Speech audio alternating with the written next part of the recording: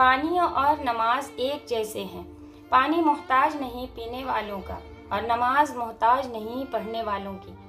دونوں کے لیے پیاس ضروری ہے، جسم کی پیاس کے لیے پانی، روح کی پیاس کے لیے نماز۔ اللہ سبحانہ تعالیٰ آپ کی روح کو ہمیشہ نماز کا طلبگار رکھے، آمین۔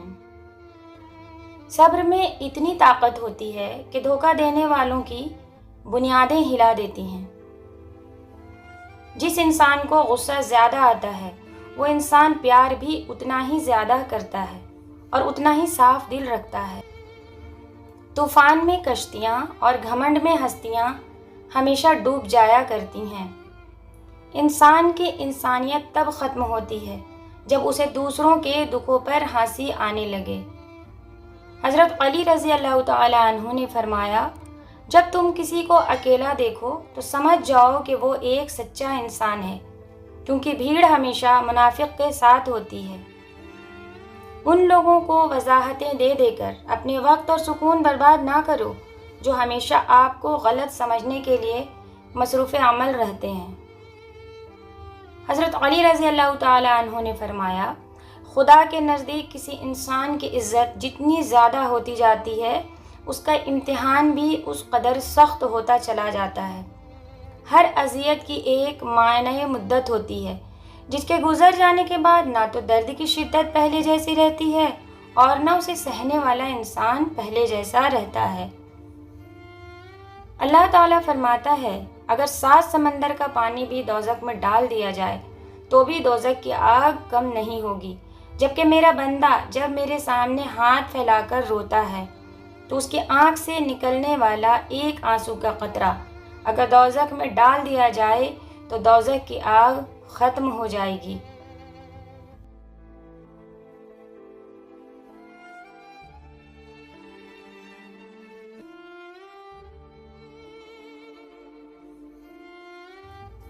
خون اور دوست دونوں کی جگہ دل میں ہوتی ہے۔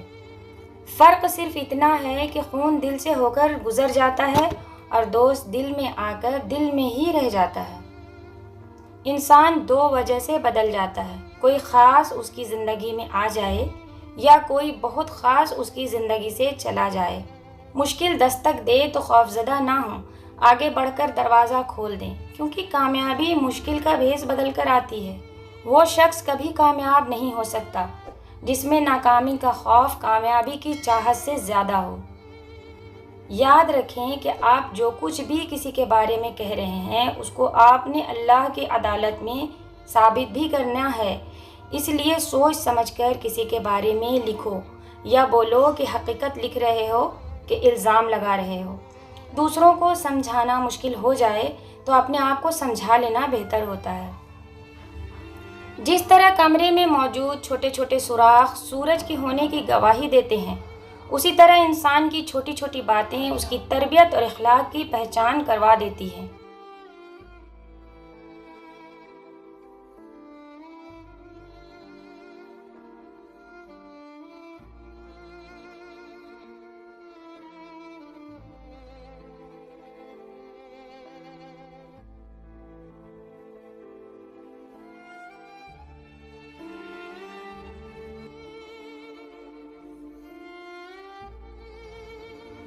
اپنی اہمیت جاننے کے باوجود کسی کے ساتھ لٹکے رہنا حماقت اور بے عزتی کا باعث ہے۔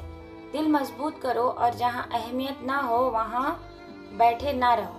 دل دکھانے کے بعد بہتر ہوگا کہ تم اپنی باری کا انتظار کرو۔